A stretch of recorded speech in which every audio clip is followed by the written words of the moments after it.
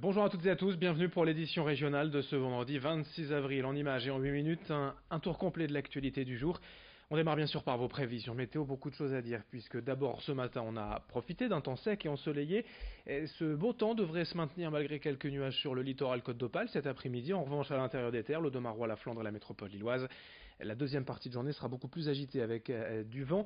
Ce sera le cas aussi sur le littoral, mais à l'intérieur des terres, on aura surtout des nuages, des averses parfois orageuses, des températures à peine de saison aujourd'hui, 16 degrés à Lille, 15 à Dunkerque et à Saint-Omer, 14 à Calais, 13 à Boulogne. Et puis surtout ce week-end, le temps s'annonce particulièrement agité avec beaucoup de vent, des rafales jusqu'à 80-90 km par heure et de la pluie partout dans la région. En conséquence, la parade d'ouverture de l'île 3000 prévue initialement demain soir, l'inauguration d'Eldorado a été repoussée d'une semaine par sécurité. L'organisation n'a pas voulu prendre le moindre risque pour le confort des danseurs et du public. Un fort coup de vent est annoncé à demain soir. Des risques d'averses de grêle, 90 km/h de vent. Rendez-vous donc pris pour le samedi 4 mai pour cette parade. Évidemment, les expositions et autres événements prévus démarrent comme prévu ce week-end. On en reparlera dans nos prochaines éditions. Le programme détaillé, évidemment, dans le site internet dédié eldorado-lille3000.com, sur notre page Facebook, sur notre antenne, dans les prochains jours. Autre information, en ce 26 avril, on est à un mois tout juste, à 30 jours des élections européennes, le dimanche 26 mai. Le scrutin ne traditionnellement passionne pas les foules. Cette fois encore, la campagne n'intéresse pas vraiment les Français. Écoutez ces quelques avis recueillis cette semaine dans les rues par Margot Sailly et Marine Carbalet. Je sais qu'il y a différentes personnes qui se présentent et que c'est assez tendu en ce moment. On voit beaucoup dans les médias que ça pose un peu problème. On ne sait pas trop où aller. Les élections européennes, je pense qu'elles servent à voter les lois qui doivent gérer la communauté européenne. Donc à élire les parlementaires qui vont voter ces lois-là. Fin mai, je crois. Je pense qu'avec ce qui se passe avec les gilets jaunes, c'est un petit peu occulté. Non, je ne compte pas voter parce que pour moi c'est toujours la même chose et ça change rien. Oui, je compte voter aux élections européennes, oui. Est-ce que je vais voter? Oui, certainement je vais voter. J'ai décidé que je n'irai plus jamais voter de ma vie, que ça ne servait à rien.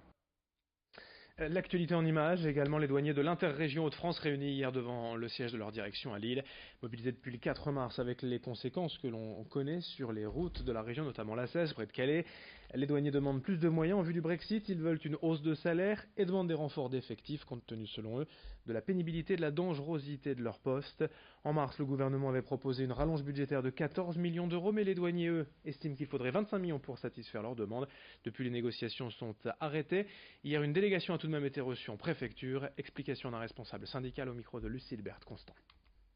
Notre seule revendication aujourd'hui, c'est d'avoir une réunion. Voilà, c'est ça qui est malheureux, quoi. C'est qu'on pourrait ne pas être d'accord sur la sortie de la réunion, mais là, de toute façon, on a même plus de débat, quoi.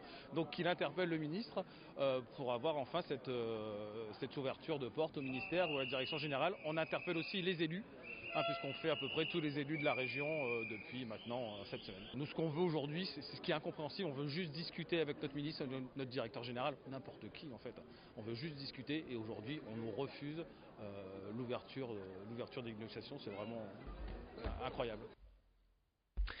L'actualité également dans la région, c'est cette décision de justice. Il y a une semaine, les journalistes poursuivis en diffamation pour avoir donné la parole à des femmes accusant Denis Baupin, ex-cadre d'Europe Écologie Les Verts, d'agression sexuelle et de harcèlement.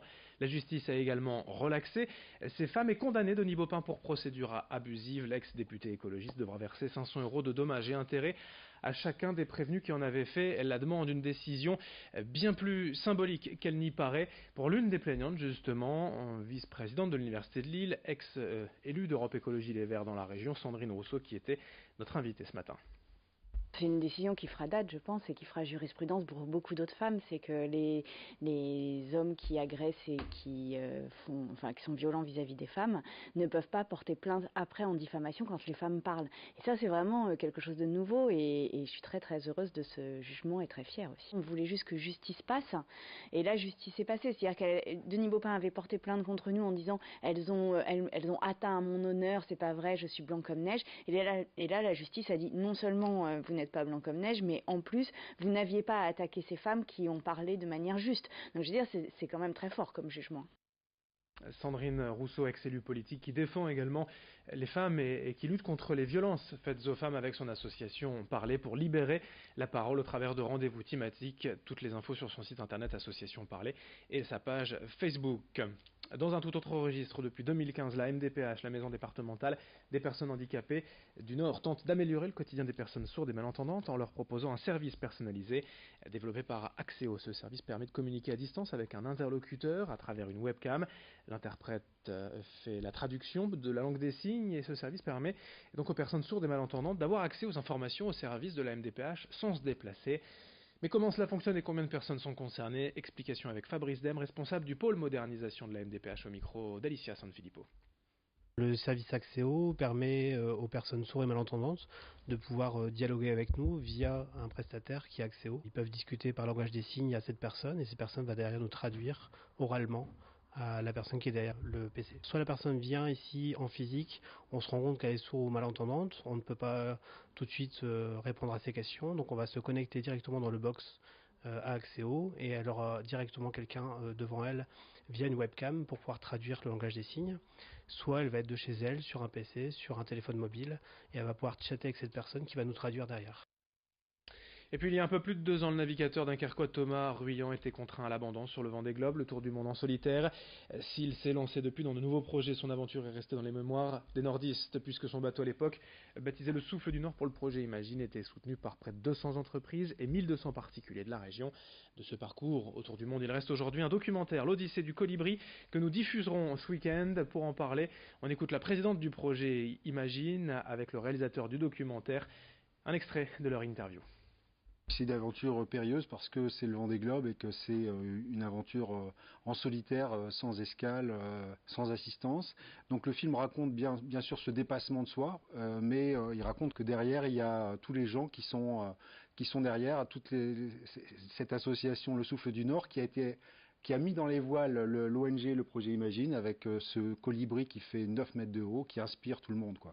Donc c'est pas seulement une aventure sportive, c'est aussi une aventure humaine qui raconte non seulement le dépassement de soi, mais aussi quand il y a de l'espoir, on peut se dépasser et on peut, grâce à un état d'esprit positif, aller jusqu'au bout.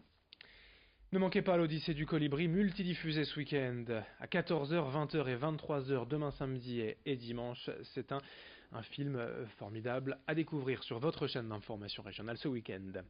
Fin de cette édition, à suivre vos prévisions météo puis d'autres infos. Merci de votre fidélité.